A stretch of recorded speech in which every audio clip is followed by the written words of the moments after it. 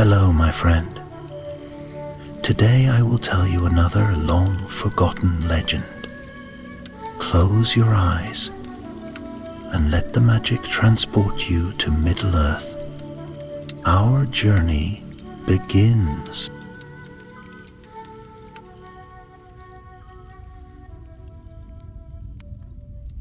In the farthest reaches of time, before the world was divided into the ages of men, before Gondor's towers stood proud and the Shire's fields bloomed with golden harvests, Middle-earth was young and restless.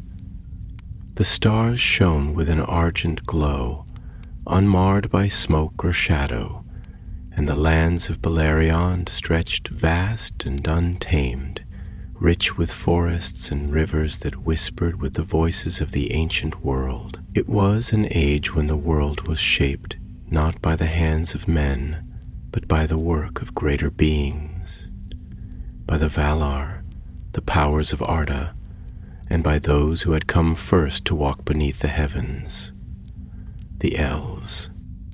And in those days, when the moon and sun had not yet risen, there came a darkness unlike any other, not a mere nightfall, nor the dimming of the sky by cloud or storm, but a shadow born of will and malice, woven from the deepest pits of the world. It was the darkness of Morgoth, the great enemy, the first Dark Lord, whose dominion had once reached into the heavens themselves, before he was cast down. Now from the north he stirred again. Beleriand had known peace for a time. The Sindar, the grey elves who had long dwelt in the forests and meadows of this land, knew little of war. They built no great citadels of stone, nor raised armies clad in steel. Their king, Eleuthingol, ruled in hidden majesty from his halls of Menegroth, the 1,000 caves, deep within the forest of Doriath, and beside him stood Melian, his queen, a Maya of the immortal lands beyond the sea, who had wreathed their kingdom in a veil of unseen enchantment. To the west, the havens of the Falathrim, the sea elves, shimmered along the shores, their people guided by Círdan the shipwright, whose wisdom reached back to the first awakening of the Eldar. And far beyond the rivers, the wandering Lyquendi, the green elves of Osiriand, walked among the whispering trees, living as one with the lands they called home. But peace, as all things in Middle-earth, was fleeting. From the north, from the dread fortress of Angband, there came a host of shadow and ruin. Orcs, those twisted remnants of elves long captured and broken by Morgoth's cruelty, poured forth in numbers never before seen.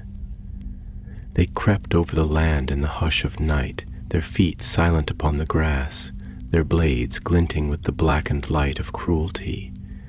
They sought not land nor wealth nor even dominion, for Morgoth had no love for rule, only destruction. He did not seek to conquer, but to corrupt, to lay waste to all that was fair, so that nothing but darkness and despair remained. The first to feel the bite of this storm were the Lyquendi, the green elves of the south.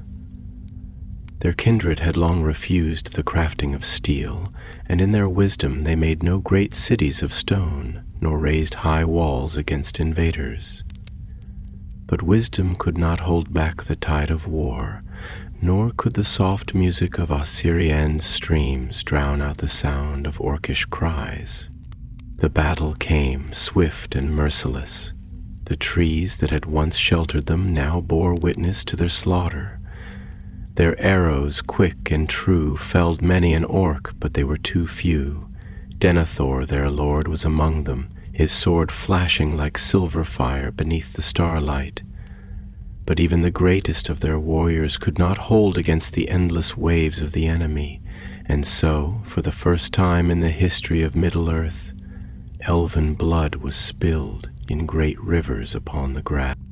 Word of the slaughter came upon the wind, carried by the last desperate survivors of Beleriand. Their feet were swift upon the earth, their breaths ragged with grief, and when they reached the halls of Thingol, a great shadow fell upon his heart. For though Doriath was safe behind the power of Melian's girdle, an enchantment no orc could cross, he knew then that Beleriand itself was no longer untouched by the malice of the north. The cry of war rang through the land. From Menegroth, Thingol sent forth his greatest captains, Bele Cuthalion, whose bow never missed its mark, and Mablung of the Heavy Hand, whose sword sang in battle. With them rode the warriors of Doriath, clad in mail of silver and gray, their spears shining like the cold light of the stars. Together they marched to the aid of their fallen kin, to drive back the darkness that had come unbidden. But even as they made ready, the black tide was not yet spent. Morgoth, seeing his forces triumphant, turned his eye further west, toward the shores where the Falathrim dwelt. The sea elves of Círdan had long lived in harmony with the ocean, their ships like birds upon the waves, their songs rising above the tides. They had not sought war nor courted it, but war had come nonetheless. Orcs, driven by the will of their master, descended upon the harbors. The fair ships of Círdan burned upon the waves, their white sails turned to ash. The sounds of clashing swords echoed across the shores, and the havens, so long a place of peace, became a field of sorrow. Círdan's people fought with valor, their blades flashing beneath the starlight, but they were outnumbered. The tide of darkness grew ever greater. All of Beleriand trembled.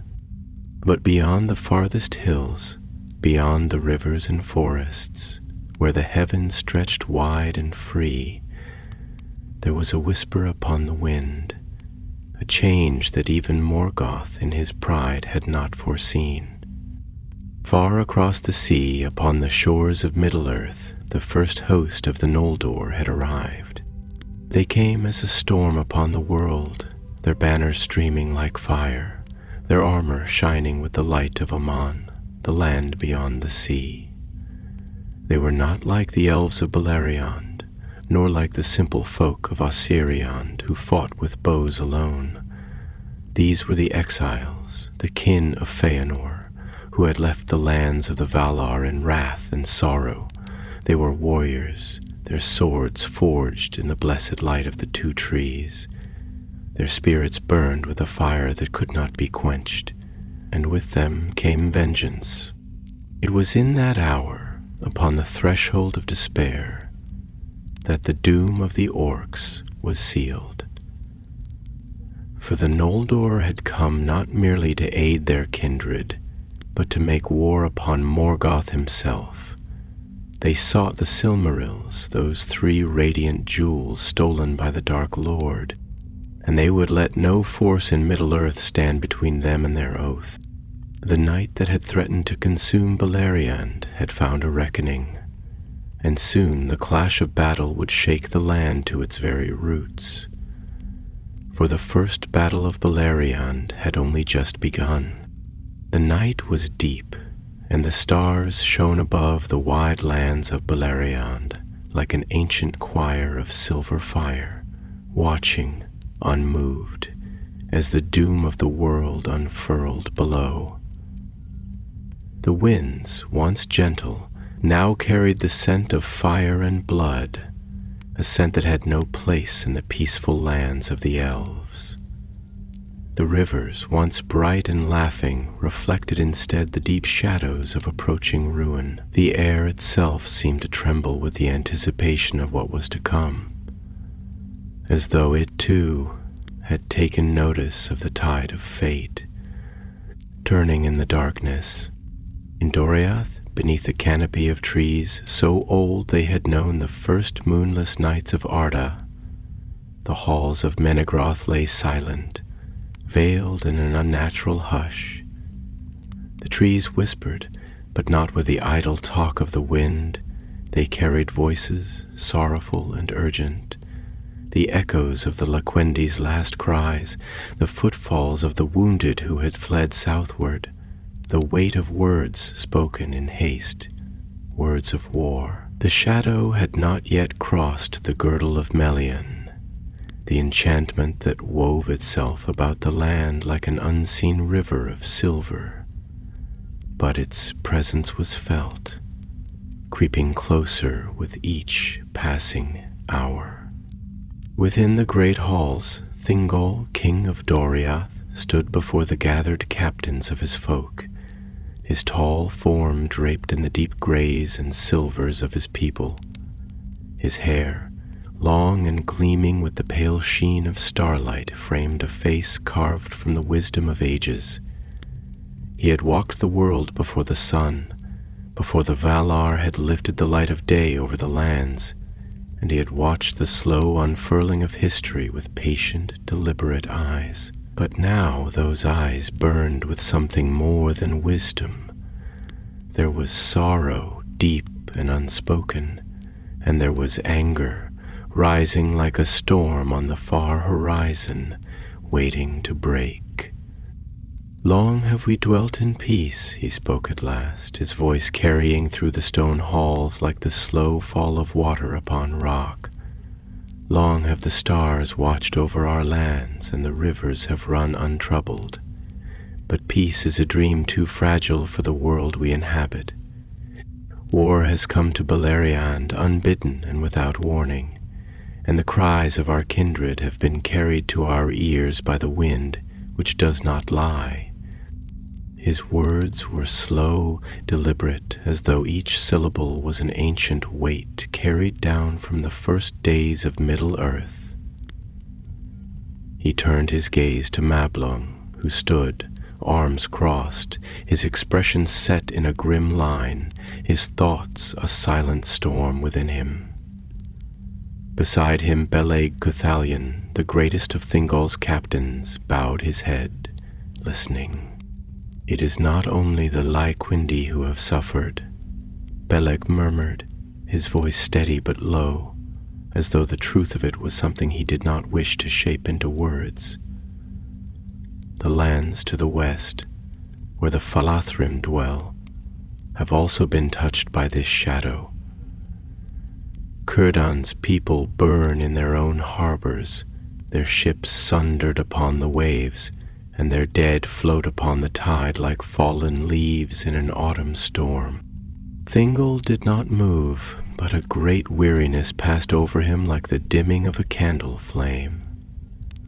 He had not wished for war.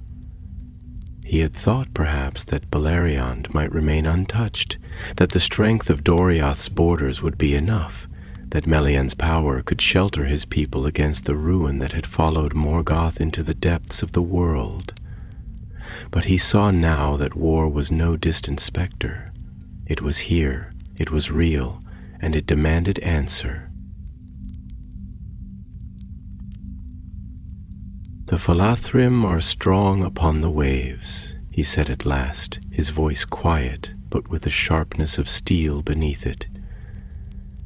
"But the sea will not fight their battles for them, and the Laquendi have already shown that their arrows, swift though they are, cannot stand against the tide of Angband alone.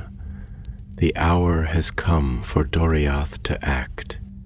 Mablung, who had remained silent, finally stirred. His dark eyes, thoughtful and troubled, lifted to his lord.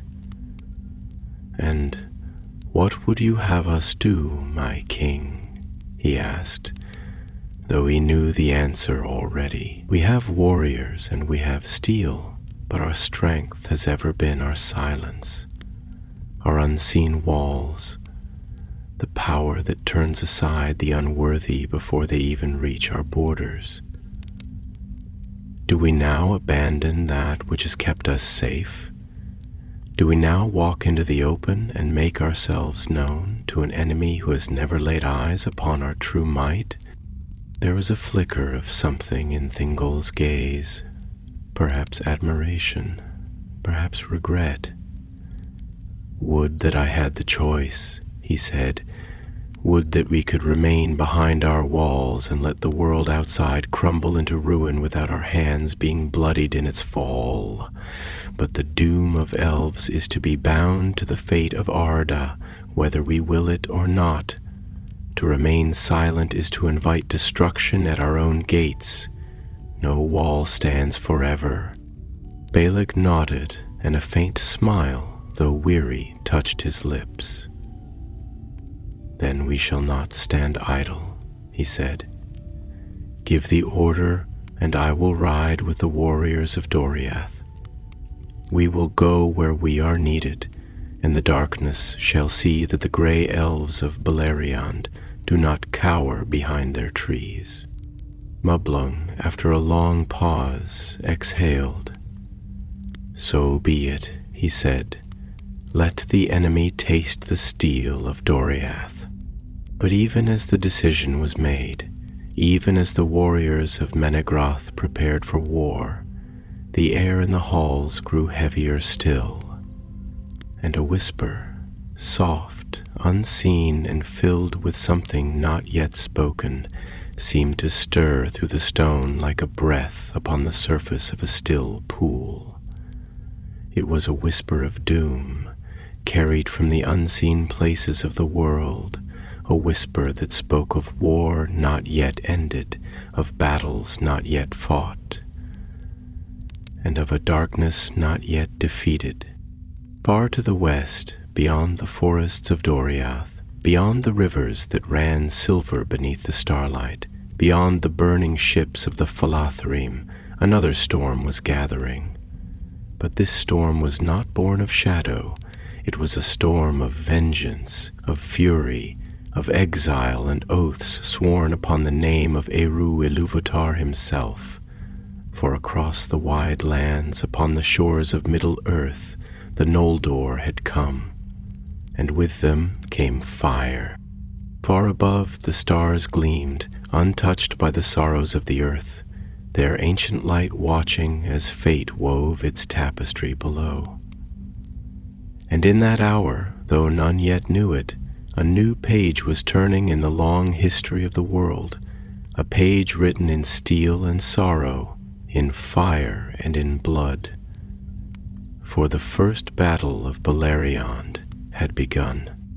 The sky stretched vast and infinite over Beleriand, an expanse of silver fire freckled with the ancient light of 1,000 stars, their brilliance unmarred by the passage of time, indifferent to the suffering below. The air, once sweet with the scent of untouched earth and the slow perfume of blooming flowers, now carried an undercurrent of iron and ash, the whispers of war curling through the trees like breath from an unseen mouth. The land held its silence, as though it too was bracing for the tide of ruin that crept from the north. Far beyond the green shadows of Doriath, where the starlight wove a glistening web over the darkened waters of the Sirion, Círdan the shipwright stood upon the cliffs of the Falas, his long robe stirring in the restless wind that rose from the sea. The salt-laden air tasted of memory, of days when the world was younger, when the first ships had kissed the waves and sought the unknown places beyond sight. He had watched those days pass like the tide itself, always receding, never returning, and now, as his people gathered below in the harbors of Eglarest and Brithombar, a deeper sorrow settled upon him, a weight that pressed against his chest as surely as the waves carved the cliffs beneath his feet. He had seen war before, he had known loss before, and yet this was something new. The enemy that descended upon the havens did not come as the great storms of the past, as the wild tempests that shattered ships upon the jagged rocks of the west. No, this was a darkness with purpose, a malice sharpened by the hand of Morgoth himself, a shadow that did not simply seek destruction, but to unmake, to unravel, to silence the song of the sea and leave only stillness in its wake. The wind carried a sound to his ears then, a deep, low reverberation, distant yet growing closer, the sound of countless feet treading upon the earth in cruel unison. It was not the rhythm of waves, nor the shifting of the world's breath, but something that did not belong to the natural order of things. It was the march of orcs, a tide of filth spilling forth from the north, and with it came ruin. At his back, Galdor, his most trusted captain, approached with measured steps, his face lined with the weight of unspoken thoughts. He was younger than Círdan, as all things were, yet his eyes bore the wisdom of one who had seen the light of Aman from afar, who had stood upon the decks of ships that sailed not to conquest, but to knowledge, to the endless pursuit of what lay beyond the horizon. "They come," Galdor said at last, though the words were unnecessary. The air was already heavy with their arrival. Círdan did not turn, but his gaze darkened as he stared into the distant shadow that crept along the edges of the world. "I had thought," he murmured, his voice quiet but steady, "that the first great war of this age would be fought upon the plains of the north, where the light of the trees still lingers in the memory of the Noldor. But no, it begins here, in the west, where the sea sings its endless song, where we have built no walls, for we believe the waters would guard us." Galdor's brow furrowed, and he folded his arms across his chest. "And do you believe now that the sea has forsaken us?" A long silence stretched between them, not empty but brimming with the weight of reflection. At last, Círdan exhaled, a breath laden with something far heavier than mere air. "No," he said, shaking his head. "The sea does not forsake. It endures. It moves as it always has, unbothered by the quarrels of those who walk upon the land. It is we who have been foolish, thinking ourselves beyond the reach of shadow. Morgoth's malice is a storm that does not heed the shore." Galdor studied him for a moment before speaking again, his voice lower, laced with something thoughtful. "And if we are to weather this storm, what course do we set?" Círdan finally turned to face him, his expression unreadable, yet beneath the surface a great sorrow lay, mingled with the steel resolve of one who had known the slow weight of time pressing upon his shoulders. "We do what we have always done, Galdor. We hold, we stand, and we do not let the darkness take the sea." A shout rose from below then, carried on the wind, and the first flames of battle bloomed in the distance, flickering against the horizon like stars fallen to the earth. The orcs had come. They poured forth from the hills like a black tide, their armor crude and jagged, their weapons dark with ancient rust, their voices rising in a cacophony of hate and hunger. They did not march as one, for discipline was not in their nature, but they swarmed, a writhing mass of malice, crashing against the shores of the Falas like the breaking of a great wave, eager to consume all in their path.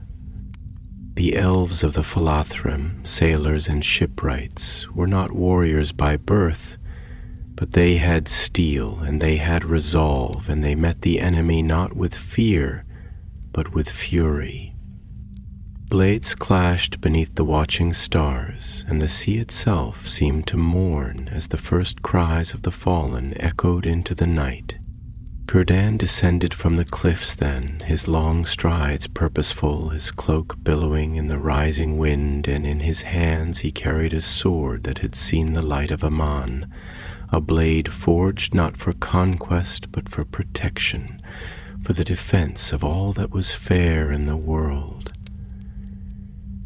He did not ride into battle with the fire of vengeance burning in his heart, nor with the reckless abandon of those who seek only to destroy. No, he fought with the patience of the tides, with the weight of centuries behind every strike, with the unyielding strength of one who has seen too much to falter now.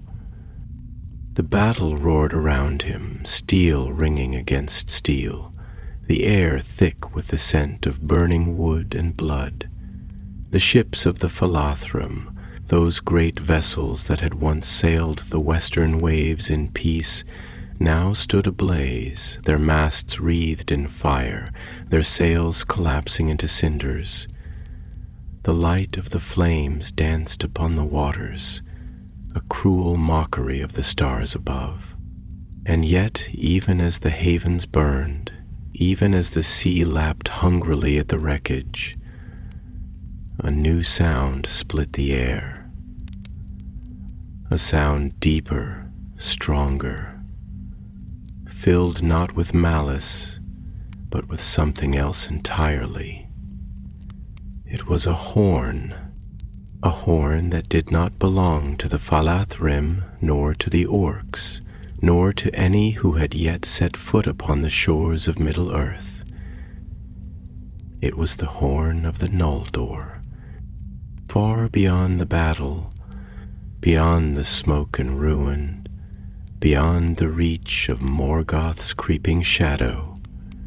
The exiles had arrived, and with them the wrath of Aman itself. The tide of war was turning. The first battle of Beleriand had begun in fire and sorrow, and before the dawn would rise again, the world would know the weight of its first true reckoning. And the stars above, eternal and unchanging, bore witness to it all. The wind roared across the darkened shores of the Fallis, carrying with it the mingled voices of flame and ruin, of swords clashing against shields, of the cries of the wounded and the dying. The tide surged against the blackened hulls of burning ships, their masts collapsing into cinders, their sails curling like dying leaves in the hungry grip of fire. The sea, which had once cradled these vessels like a mother's embrace, now bore their broken remnants upon its waves, casting them adrift upon the charred remains of the quays, and beneath the pale, indifferent stars, upon the sand slick with the blood of elves and orcs alike. Círdan the shipwright stood unyielding, his sword gleaming with the firelight of battle, his gaze fixed upon the tide of ruin that poured from the north. He had always known that the sea was a fickle mistress, that her tides were beyond the will of any, even the greatest among the Eldar. He had watched the waves devour ships, had seen the waters rise with the anger of a storm and scatter fleets like autumn's leaves, had heard the mourning cries of those whose kin had been lost beyond the horizon. And yet, never had he thought to see his own havens burn. Never had he thought to witness the waters of Eglarist and Brithombar run dark with blood. The Falathrim, his people, had always been a people of peace, builders of ships and singers of the sea's song, and though they had warriors among them, their strength had always lain in their craft, in their patience, in their love for the lands where land and water met. But Morgoth did not care for such things. The Dark Lord did not seek to rule, nor to shape, nor even to hold dominion. He sought only to destroy, to unmake, to erase all beauty from the world until nothing remained but shadow and ruin had come. Before him the orcs surged like a black tide, their forms twisted and hunched, their weapons crude and jagged, their armor a patchwork of stolen mail and rusted iron. Their eyes burned with a hunger that was more than the need for blood. It was a hunger for destruction itself, for the breaking of all things fair and unspoiled. They came not in ranks, not in measured step, but in a wild, howling rush, a storm of hate and fury that swept across the broken harbor with no thought but to kill, to burn, to crush the very stones beneath their feet. Yet even as the tide rose, even as the night was filled with the shrieks of the dying and the crash of breaking timber, the sound of a horn split the air. Not the harsh bray of orcish war trumpets, nor the desperate cries of the defenders, but a sound deeper, richer, filled with a power that did not come from mere mortal lungs. It was a horn of the Noldor, and it carried with it the weight of an oath sworn upon the very fabric of the world. From the heights beyond the harbor they came, swift as the wind, terrible as the breaking of a storm upon the mountains. Their armor gleamed with the firelight of battle, their banners streaming behind them like tongues of flame, and in their hands their swords shone with the cold light of the stars. They did not cry out as they descended upon the enemy, for they had no need of words. The Noldor had come not to make threats, not to bargain, not even to offer defiance. They had come to slay.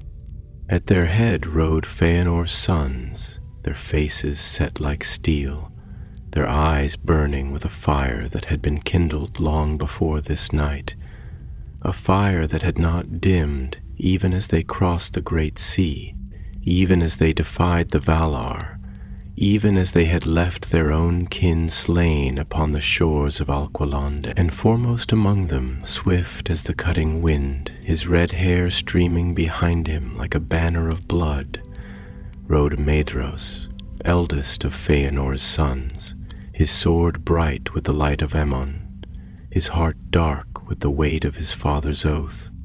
The orcs did not have time to turn, they did not have time to flee. The Noldor fell upon them like the hammer of the Valar, their blades cleaving through mail and bone alike, their spears driving into the press of bodies with a force that sent the enemy reeling. The black tide broke, and in its place came fire and wrath. Círdan stood amidst the ruin of his harbor, watching as the tide turned, and in that moment something passed through him, a feeling he had not known for many long years. Not hope, nor even relief, but something deeper, something that stirred the very core of his being. He had lived long, had seen much, had known the slow turning of the world's fate upon its wheel, and yet never had he seen war like this. Never had he seen wrath so pure, so bright, so terrible. And in that moment, he understood. The Noldor had not come as saviors. They had not come as allies, nor even as kin. They had come as vengeance itself, as an answer to the darkness that had crept into the world. And though their swords cut down the enemy with all the fury of a storm, there was something in them that gave him pause, something in the cold fire of their eyes that made him wonder whether this battle was truly theirs to fight, or whether they too had been consumed by a war greater than themselves. Beside him Galdor turned, his breath still heavy from battle, his blade dark with the blood of the fallen. "They fight as though they have lost something greater than life itself," he murmured, watching as the Noldor pressed forward, their blades flashing beneath the light of the burning ships, as though they are not here to defend, nor to protect, but to take back something that was stolen from them. Círdan did not answer at once. His gaze lingered upon Maedhros, upon the way he moved through the battle, his strokes swift and unrelenting, his form as precise as a blade honed to a razor's edge. There was no hesitation in him, no fear, no doubt, only the grim certainty of one who has already sworn himself to something far greater and far darker than any battle of mere swords. They are not fighting for us, Círdan said at last, his voice quiet yet heavy with understanding. They are fighting for a war that was begun long before this night, and they will not stop, not here, not with this battle. Their war will not end until all debts have been paid. Galdor's brow furrowed, but he did not press further. There was nothing more to say. The battle raged on, but already the tide had turned. The orcs, who had come as a flood of ruin, were now breaking, their cries turning from hunger to fear, their lines faltering beneath the relentless assault of the Noldor. They had thought to find only shipwrights and sailors, to meet warriors unprepared for war. But they had not counted upon this. They had not counted upon the wrath of those who had crossed the very seas themselves to seek vengeance. The first battle of Beleriand had begun with fire, and before the night had ended, it would be fire that claimed its last breath. And far above, the stars, cold and unchanging, bore witness to it all. The fire raged against the night, sending long tongues of flame into the sky, their embers swallowed by the breathless blackness above. The sea, vast and indifferent, rolled against the ruined harbors, waves lapping hungrily at the broken timbers of the burning ships. The air was thick with the mingled scent of salt and smoke, of blood and brine, a stifling perfume of death and ruin that clung to the skin and filled the lungs, as though the very land mourned the battle that unfolded upon its shores. The cries of the wounded rose in bitter harmony with the clash of steel, with the desperate shouts of warriors locked in combat, with the dull, wet sound of blade meeting flesh, of spear piercing through armor, of bodies falling upon the blood-soaked sands. Amidst the chaos, amidst the red ruin of battle, Maedhros, eldest son of Feanor, moved like a storm given form, his sword flashing with the cruel light of the stars, his red hair whipping behind him like the banner of a vengeful god.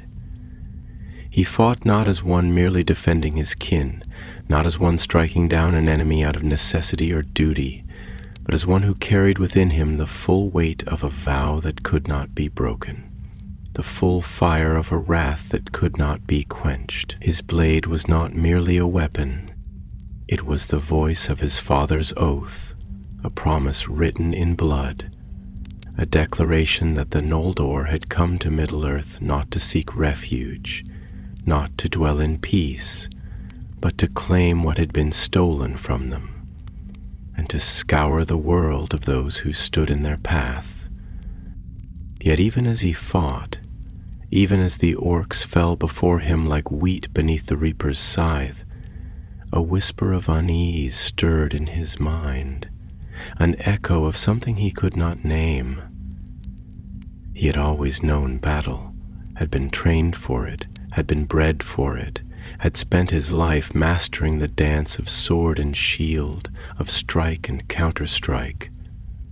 But this was different. There was a madness to this war, a terrible, all-assuming hunger that gnawed at the edges of his thoughts, that filled his veins with fire and his heart with something dark and fathomless. This was not battle as it had been in Valinor, where warriors fought for honor, where skill and craft were revered, where the clash of steel had meaning beyond mere slaughter.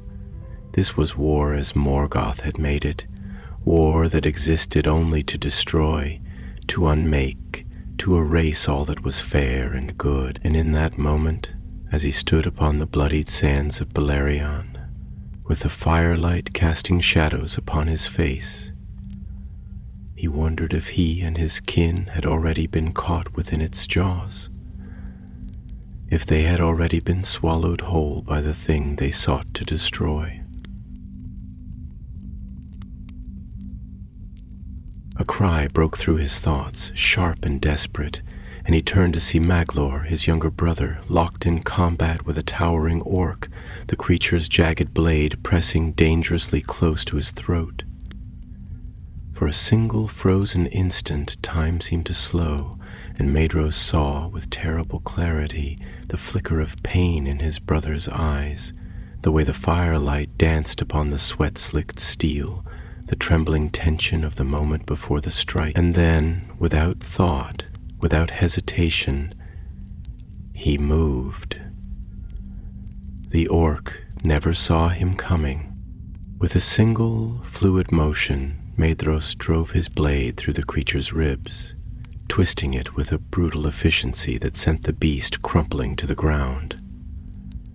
Blood, thick and black, spilled over his hands, soaking into the sand, and for a moment, the only sound was the ragged breathing of his brother, the slow, measured rise and fall of his chest as he staggered back, wiping the sweat from his brow with a trembling hand.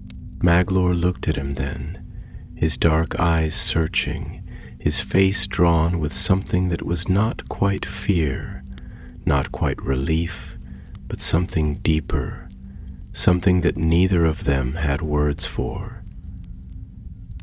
"You fight like a man trying to slay more than just his enemy," he murmured, his voice quiet, but edged with something sharp, like a man trying to silence something within himself. Maedhros did not answer at once. He stood there, his sword still dripping with blood, his breath still heavy with the exertion of battle, and for the first time that night he felt the weight of it all pressing down upon him. Not just the battle, not just the blood and the fire and the death, but the unrelenting, inescapable truth of what they had become. He had seen war before, but never had he seen this.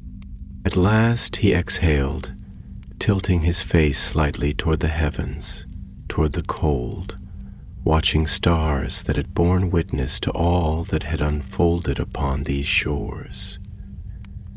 "We swore an oath, Maglor," he said, his voice low, steady, but carrying within it the weight of something vast and unspoken, an oath that binds us, that drives us, that gives us purpose.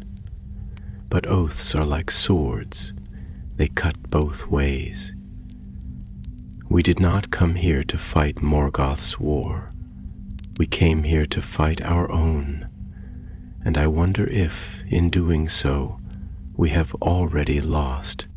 Maglor's gaze lingered upon him, unreadable, filled with something that might have been sorrow, might have been understanding, might have been something far more terrible. "You do not say such things aloud," he said at last, and his voice, though soft, carried the quiet urgency of a warning. "Not before our brothers, not before our people.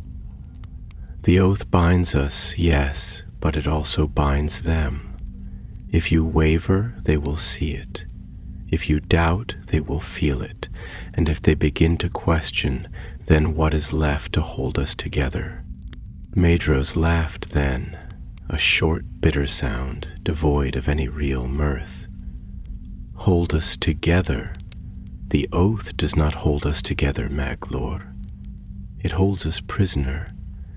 We are not bound by brotherhood, nor by love, nor by any noble cause. We are bound by a promise that does not care for our souls, that does not care for our suffering. We are bound by our Father's wrath and by our own." Maglor's jaw tightened, but he did not look away. "Then let it be so," he said, and there was something unshakable in his voice, something immovable. "Let it be so, Maedrus. We have no other choice." For a long moment, neither spoke. The battle raged on around them, the clash of steel against steel, the cries of the wounded, the crackling roar of the burning ships, but between them there was only silence. And then, at last, Maedros turned away, lifting his sword once more, his grip firm, his stance unwavering. "There is always a choice," he murmured, though whether he spoke to his brother or to himself he did not know. And then, without another word, he strode back into the fray. The first battle of Beleriand had begun in fire and sorrow, but even as the Noldor struck down their enemies, even as their blades carved a path through the dark tide, a deeper battle raged within them, a battle fought not with swords, but with the weight of their oaths, with the fire of their grief, with the unrelenting truth of what they had become. And above them, the stars, eternal and unmoved, bore silent witness to it all. The night stretched on, heavy with fire and the scent of ruin, and the sands of the Fallis bore the deep scars of battle, their once silvered beauty marred by the weight of broken bodies, by the deep furrows where blades had torn the earth, by the black blood of orcs mingling with the red of elven kindred. The sea, vast and ancient, watched in silence, its waves retreating and returning, a rhythm unchanged even in the face of war, even in the face of death. And above, the stars bore witness, cold and distant, unmoved by the suffering below, by the cries of the wounded, by the slow, gasping breaths of those who would never rise again. Among the wreckage of ships and corpses, amid the flickering glow of the last dying flames, Círdan stood, his face turned toward the dark horizon where the enemy had fled, his heart still beating with the echo of battle. He had fought before, though never like this. War had always seemed a distant thing, something that belonged to the tales of old, to the great struggles of the Valar and Morgoth, to the exile of the Noldor, to the vengeance that burned in the hearts of those who had come across the sea. But now, it was no longer a distant thing. It was here. It was real. It was a shadow cast upon his shores, a wound torn into the heart of Middle-earth itself. He exhaled slowly, the weight of it pressing upon him heavier than the armor he bore. The fires still smoldered in the ruined harbor, casting long shadows upon the broken stones, and the cries of the wounded rose softly into the air, a grim lament carried by the wind. He turned his gaze toward Maedros, who stood a short distance away, his sword still stained with blood, his expression unreadable, his form half lit by the dying embers of war. For a long time neither spoke. Then, at last, Círdan stepped forward, his boots crunching softly against the dampened sand, his voice quiet but unwavering. "This was not your battle," he said, his tone carrying neither accusation nor gratitude, but something else, something deeper, something more searching. "And yet you fought it, and you fought it as though you had waited for this moment your entire life." Maedros did not answer at once. His grip on his sword tightened, then loosened, his gaze shifting toward the horizon, toward the place where the enemy had retreated, where the darkness still lurked, waiting, watching. "It was never a question of whose battle it was," he said at last, his voice low, steady, but carrying within it the faintest tremor of something unspoken. War does not belong to anyone. It devours all who stand in its path. It cares not for the lines we draw, nor for the oaths we swear. Once it begins, it does not ask who it serves. It simply is. Círdan studied him, his old eyes searching, seeing not just the warrior who had led his people into battle, but the burdened soul beneath the steel, the weight that had been placed upon his shoulders, not by fate alone, but by the will of his own kin, by the curse of the oath that had bound them all. "And do you believe you have won anything tonight?" he asked, his voice quiet yet sharp, cutting through the darkness like the whisper of the tide. "You came, you struck down your enemy, you broke their ranks. But did you win? Did you gain what you sought?" A bitter smile touched Medro's lips then, fleeting as a dying flame. He turned, meeting Círdan's gaze for the first time, and in his eyes the fire of the Noldor still burned, bright and unyielding, but behind it there was something else, something more fragile, more wounded. "There is no victory," he murmured, "only the illusion of it. We fight because we must, because the alternative is to kneel, to surrender, to allow darkness to take all that we love. But even in victory we lose something. Every battle, every strike, every life taken, it carves something away from us, something we can never reclaim." Círdan inclined his head slightly, his expression unreadable. "Then why fight at all?" he asked, and though the words were simple, they were not without weight, not without meaning. If victory is an illusion, if war only takes, then what remains? Why continue? Why shed blood for a cause that can never be truly won? Medros exhaled, tilting his head back slightly, gazing at the sky, at the stars that still gleamed cold and distant above them. "Because there are things worth losing ourselves for," he said at last, and his voice, though quiet, held a conviction that could not be shaken. "Because there are things that cannot be allowed to fall.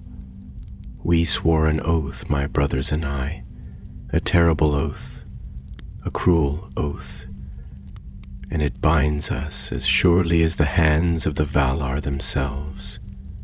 But beyond that, beyond the curse, beyond the fire, beyond all the blood we have spilled, there is still something left, a purpose, a cause, and if we do not fight for it, then we are nothing. If we do not fight, then we have already lost." Círdan studied him for a long moment, his gaze steady, unreadable. Then, at last, he nodded. "You fight because you must," he said, and there was no judgment in his voice, only understanding, only the quiet acceptance of a truth long known. "And perhaps that is the fate of all who dwell in this world, to fight even when the ground beneath us crumbles."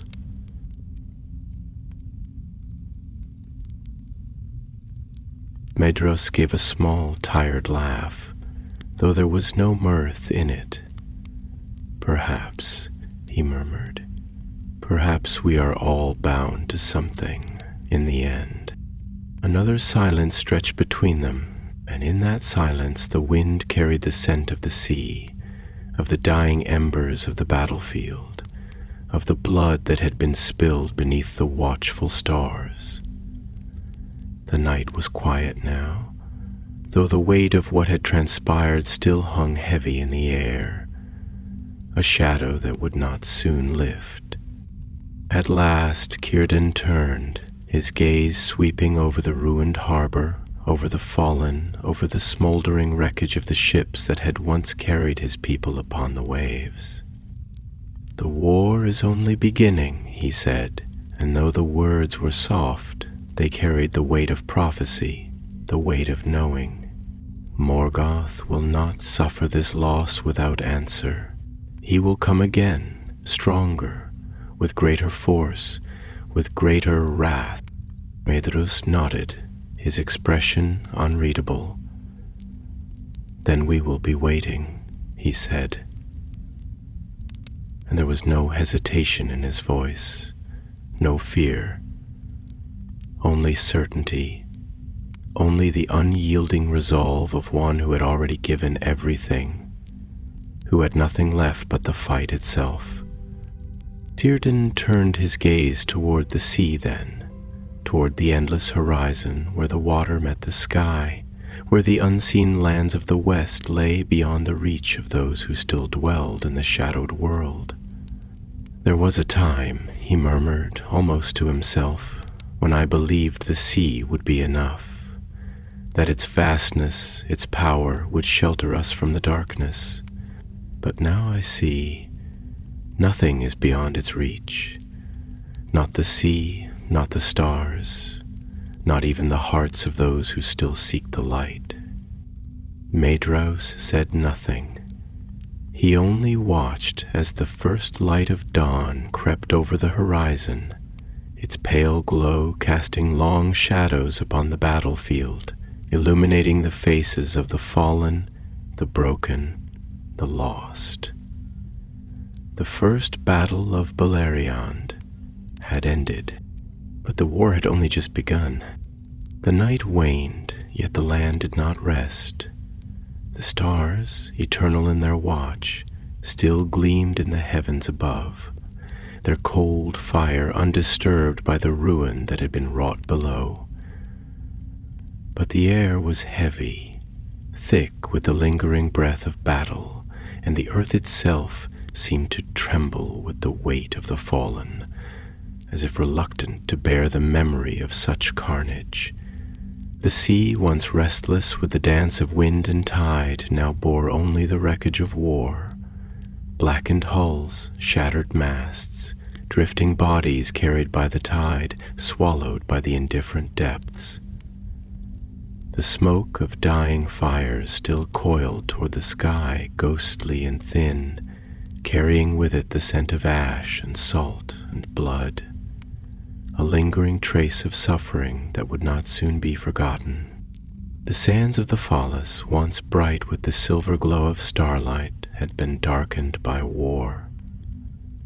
Deep furrows marked the places where warriors had clashed, where shields had been shattered, where the wounded had fallen and the slain had been left to lie beneath the heavens. The waves lapped at the shore with slow, patient strokes, washing over the blood-stained sands as though the sea itself sought to reclaim the land, to erase the memory of battle, to sweep away the remnants of suffering. But some stains could not be washed away. Among the fallen, among the wreckage, Maedhros stood, his form rigid, his blade still clutched in his hand, though the battle had ended. His armor was streaked with blood, his once bright cloak tattered by fire and blade, his red hair damp with sweat and matted with the dust of war.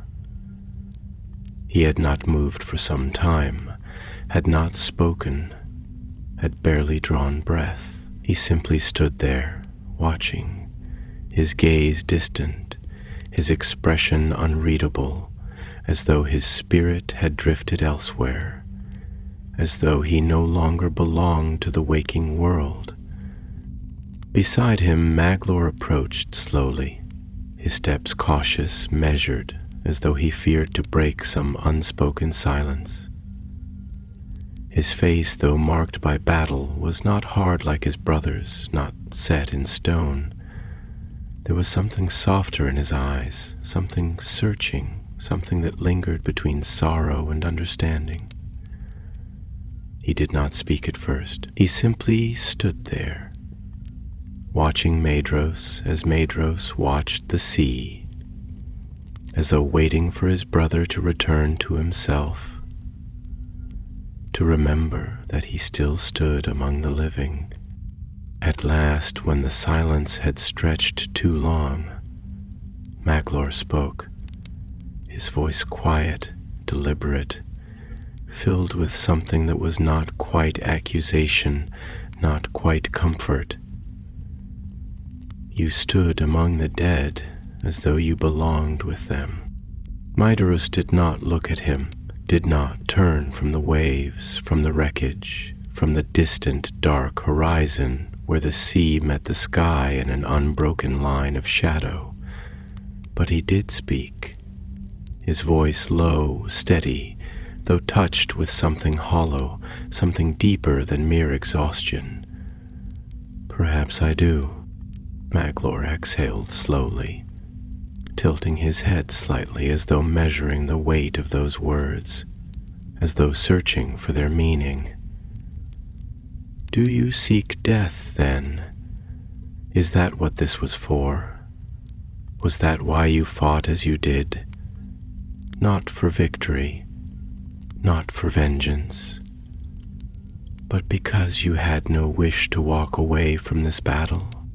Still Maedhros did not turn, but his grip on his sword tightened, his knuckles pale beneath the blood and grime. "No," he said at last, though there was little certainty in the word. "Not death. But there are times when I wonder if we have not already lost more than we can ever reclaim. If what we fight for is no longer within our grasp, if we are not merely chasing shadows, waging a war that cannot be won." Maglor watched him carefully, his gaze sharp but not unkind.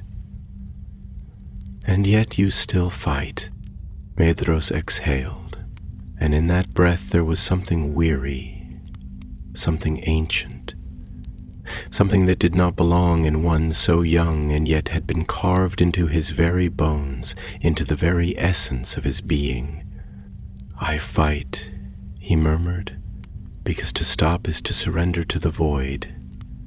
I fight because the alternative is to lay down my blade, to admit that we have become something we were never meant to be. I fight because there is no other path left to me." Maglor was silent for a long moment, then shook his head, his expression unreadable.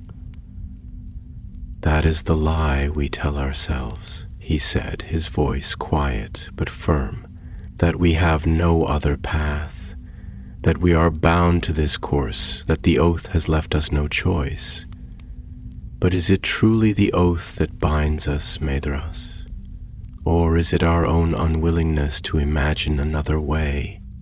Maedhros turned then, his gaze sharp, something fierce flickering in the depths of his eyes, though whether it was anger or something else, something unspoken, something nameless, it was difficult to say. "Do you think we have a choice?" he asked, his voice barely more than a whisper, but carrying with it the weight of a challenge, of something that had been buried deep and long, something that had festered beneath the surface, waiting to be spoken. "Do you think we can simply walk away from what we have done, from what we have sworn? Do you believe the Valar will forgive us? Do you believe our kin will welcome us back? Do you believe the doom that hangs over us will simply lift if we will it to be so?"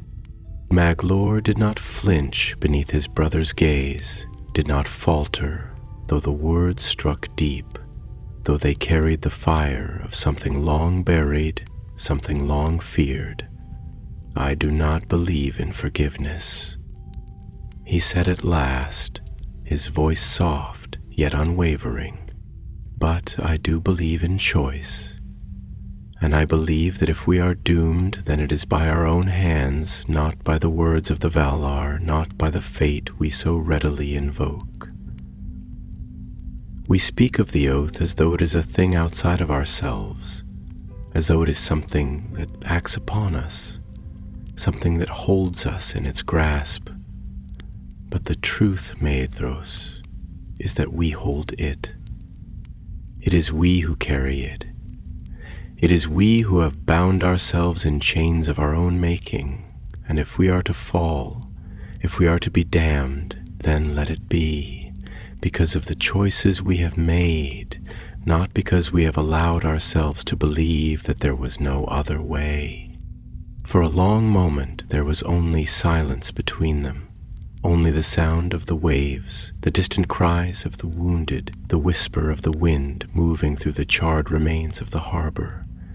Then, at last, Medros closed his eyes, his breath slow, measured, as though tasting the weight of his brother's words, as though testing their truth.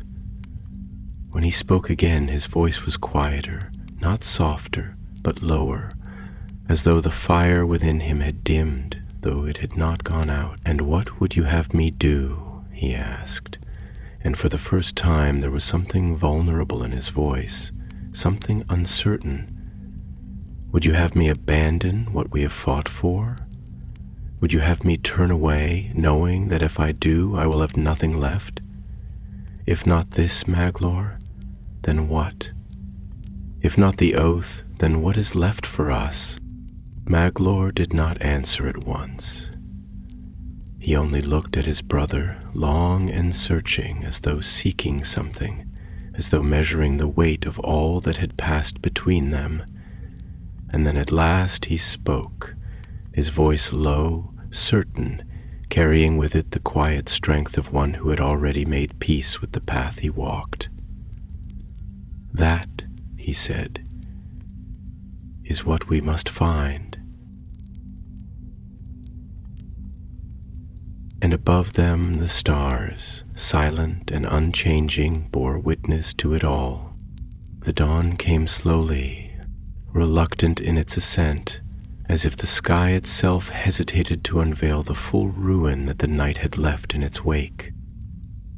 The eastern horizon was painted in muted hues of lavender and pale gold, yet the light did little to soften the scars that marred the once pristine shores of the Phalas. The land bore its wounds in silence. The harbor, once a place of industry and song, lay broken and blackened, its quays sundered, its proud ships reduced to skeletal husks, smoldering in the cold morning air.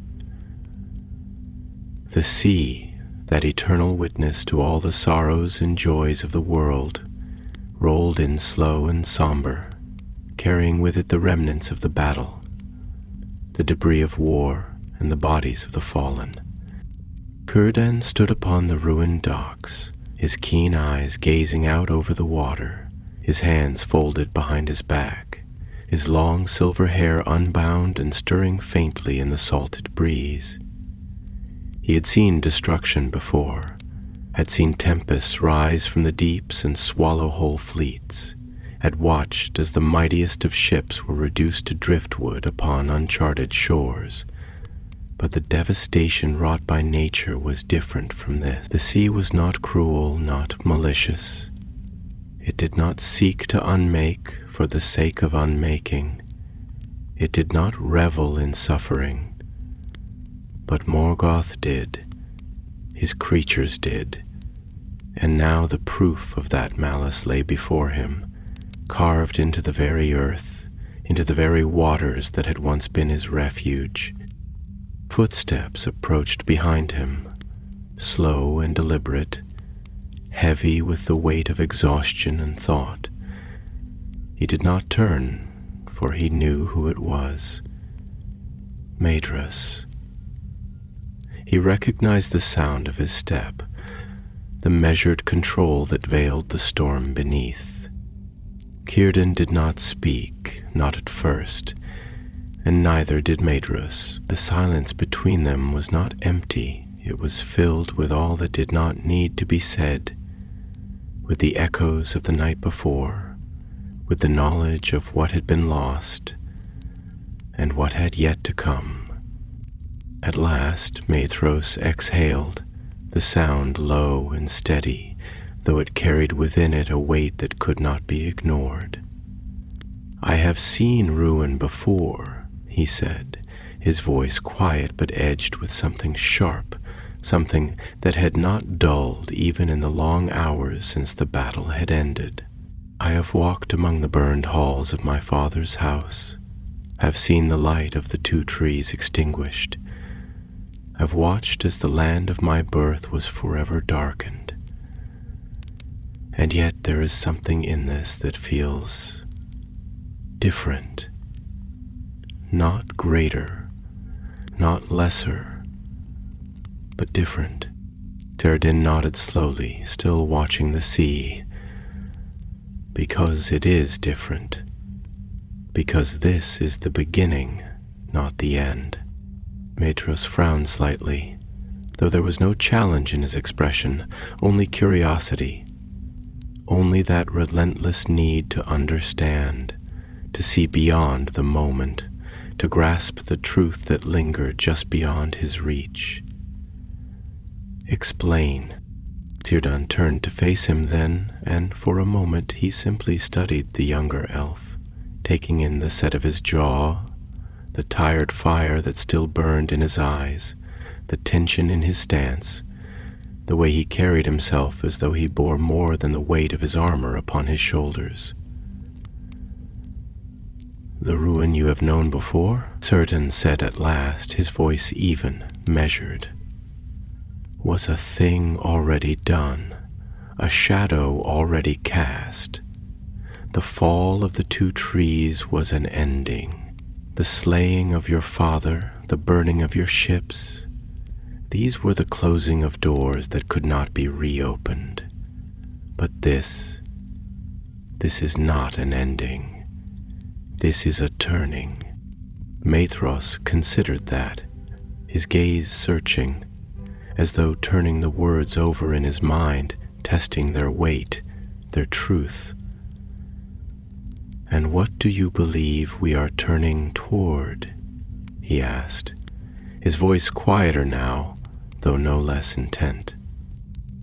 Théoden's expression darkened slightly, though there was no fear in his gaze, only a deep and ancient knowing. A war that will last longer than any of us have yet imagined. A war that will not end in one battle, nor even in many. A war that will stretch across the years like a storm upon the horizon, shifting, breaking, returning again and again, until nothing remains untouched by it. He paused, letting the words settle between them before adding, "You say you have walked among ruins, Maedhros. But what you see here, what you see now, this is only the first of many. This is only the first stone to fall." Maedhros' jaw tightened slightly, but his eyes did not waver. "Then we must ensure that the next stone falls upon our enemies and not upon us." Théoden sighed, though there was no disappointment in it, only the quiet acceptance of a truth he had long understood. "And so, the wheel begins to turn." For a long moment, neither of them spoke. The wind carried the scent of the sea and the lingering traces of smoke, the cries of the wounded still faint in the distance, the rustling of banners torn by fire and wind. The sky had grown lighter now, though the sun had not yet risen, and there was something in that dim, uncertain glow that felt almost like a warning, as if the world itself hesitated before stepping forward into the next day. At last Maedhros turned slightly, his gaze shifting toward the shore, toward the gathered remnants of both his people and Círdan's warriors, tending to the wounded, recovering what could be salvaged, standing in small, quiet groups, speaking in hushed voices, their eyes shadowed with the weight of all they had seen. "We cannot remain here," he said, though there was no urgency in his tone, only certainty, only the simple acknowledgement of what must be done. "This place is no longer a stronghold. It is a grave." Círdan inclined his head slightly, though his expression did not change. "Where will you go?" Maedhros was silent for a moment, then exhaled softly, his gaze distant. "North," he said at last. "Always north. The enemy waits there, and my brothers will gather there." He hesitated then, and when he spoke again, his voice was quieter, though no less firm. "I will not linger in the ashes of what has been destroyed. If we are to reclaim what was taken from us, then we must move forward. We must rebuild. We must prepare." Tírdan studied him for a long moment, then nodded slowly. "Then go," he said, his voice solemn. "Go and do what you must. But know this, Maedhros, son of Fëanor. Morgoth will not fall by the sword alone. He will not be unmade by battle alone. The path you walk is long, and it is dark, and it is one from which few ever return unchanged." Maedhros met his gaze then, and for the first time there was something softer in his expression, something not quite regret, not quite sorrow, but something close to understanding. "I know," he said simply, and then without another word he turned, his cloak stirring in the morning wind, his form cutting a sharp silhouette against the pale light of dawn. He did not look back. Tírdan watched him go, watched as he stepped across the blood-stained sand, watched as he moved among his kin, watched as the Noldor gathered around him, their voices low, their movements swift, their purpose clear, and then he turned back to the sea, back to the slow, endless rhythm of the waves, back to the horizon where the light of the coming day had begun to break. The battle was over, but the war had only just begun, and the sea, eternal and unchanging, bore witness to it all. The sun had not yet fully risen, and yet the land was already awake, not with the sounds of morning birds or the whispers of the tide, but with the slow, heavy movements of those who remained. The shore bore the weight of the fallen, their bodies now still upon the crimson-stained sands, their blood mingling with the salt of the sea, as if the waters themselves had come to collect the price of war. The air was thick with the scent of charred wood and flesh, mingled with the brine of the ocean and the faint, acrid traces of steel long swung in fury. The light of dawn had begun to seep into the sky, casting pale gold upon the broken harbors and the ruined ships, but it was a cold, indifferent light, a light that did not seek to warm or to comfort, only to reveal, to lay bare all that had transpired, all that had been lost. The Noldor stood in quiet clusters upon the shore, their armor dull with the grime of battle, their cloaks torn, their once proud banners tattered, their expressions unreadable. Some moved among the wounded, binding wounds, offering water, whispering quiet words in their ancient tongue, words that spoke of endurance, of sorrow, of the long road yet ahead. Others gathered the bodies of the dead, their hands careful, reverent, their voices hushed as they called the names of those who would not rise again. There was no wailing, no open lamentation, for the grief of the Eldar was a thing deep and unspoken, a wound carried in silence, a burden borne not in tears but in memory. Among them Maedhros walked, his steps slow, measured, his gaze distant, though it never ceased searching, always searching for something unseen, for something that had not yet revealed itself. His armor bore the marks of many strikes, though none had felt him, and his blade, still gripped in his hand, gleamed with the light of the fading stars. He had not slept, he had not spoken.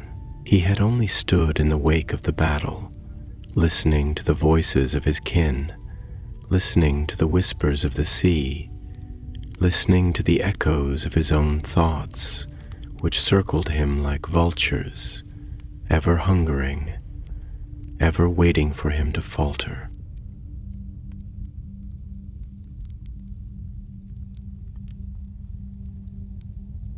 Maglor found him there upon the high ground where the sands met the rocky cliffs, where the wind howled through the jagged stones and carried with it the voices of the distant gulls, their cries sharp and mournful. The younger son of Feanor had removed his helm, his dark hair unbound, his face drawn with exhaustion, though his eyes, always filled with song, still held within them the light of thought, the weight of reflection. He approached his brother with the careful steps of one who did not wish to startle a wounded animal, though he knew Maedhros was neither fragile nor unaware. "You will break yourself if you do not rest," Maglor said at last, his voice quiet but firm, carrying with it that gentle insistence that had always set him apart from the others. "The battle is over. The enemy is fled. We have won this night." Maedhros did not turn, did not take his gaze from the horizon where the first edge of the sun had begun to rise, painting the sky in hues of burning gold and pale violet. "One," he murmured, his voice barely more than a breath, though there was something sharp beneath it, something bitter. "No, Maglor, we have not won. We have merely survived." Maglor sighed, tilting his head slightly, studying his brother's face, reading the lines of thought that ran beneath his skin, the quiet storm that churned behind his weary eyes. "Is there a difference?" he asked, though he already knew the answer. Maedhros exhaled slowly, the sound hollow, as though it had been pulled from somewhere deep, from somewhere far beyond the moment, far beyond the battlefield, far beyond even the shores of Middle-earth itself. "Yes," he said at last, "there is a difference. Survival is not victory. To survive is merely to persist, to continue upon the path that has already been set before you. But victory, true victory, is to shape that path yourself, to walk upon it by your own will, to carve something new from the ruin that has been left behind." Maglor's gaze did not waver. "And you believe we do not shape our own path?" Maedhros turned then, his eyes sharp, bright with the fire that had never left him, the fire that had burned in him since the day his father had spoken the oath, since the moment the Silmarils had been stolen, since the first time he had looked upon the darkened sky and known that the light of Valinor would never shine upon them again. "No," he said, his voice steady, unyielding, "not yet. Not as long as we remain bound to a purpose that was not of our making, to a war that was not truly ours to begin with." Maglor did not answer at once. He only watched, his hands folded before him, his expression unreadable, though behind his eyes thoughts moved like the tides, slow and deep, shifting with the weight of everything they had done, everything they had yet to do. "And yet," he said, after a long pause, "you will still march north." Maedhros inclined his head slightly, a small, almost imperceptible movement, as if acknowledging something that had always been inevitable. "Yes," he said simply, "I will march north." Maglor studied him for a moment longer, then exhaled, shaking his head slightly, though there was no anger in his face, only something quieter, something that might have been sorrow or understanding, or something between the two. Then perhaps that is all survival is, he murmured, his voice low, thoughtful. A choice, not to shape a new path, not to claim victory, but simply to walk forward, to take the next step, even when we do not know where it leads. Athos turned back toward the horizon, his expression unreadable once more. Perhaps, he admitted after a long silence, or perhaps it is simply all we have left. The wind stirred around them then, carrying the scent of salt and smoke, of blood and ashes, of all that had been lost and all that had yet to be found. The light of the sun had fully breached the horizon now, casting long shadows across the ruined shore, illuminating the faces of the weary, the grieving, the determined. The first battle of Beleriand had ended, but there would be others. There would always be others. And so the sons of Feanor gathered what remained of their strength, gathered their wounded, their banners, their weapons, and they turned north, toward the dark lands where Morgoth still sat upon his throne, where the Silmarils remained hidden behind walls of iron and fire, where the war they had begun would stretch across the long years, unrelenting, unending, until all debts had been paid in full. Far behind them, upon the shores of the Falas, Círdan watched their departure, his face unreadable, his thoughts like the deep waters of the sea, unfathomable, unending, filled with currents unseen. He did not call after them. He did not bid them stay, for he too understood what lay ahead. He too knew that war did not end in a single night, nor in a single battle. It endured, as relentless as the tide, as patient as the stars, and above, beyond the smoke and the sea and the blood-stained sands, the heavens remained unchanged, their silver fire untouched by the sorrow of the earth. The war had only just begun, and the stars, eternal and unmoving, bore witness to it all.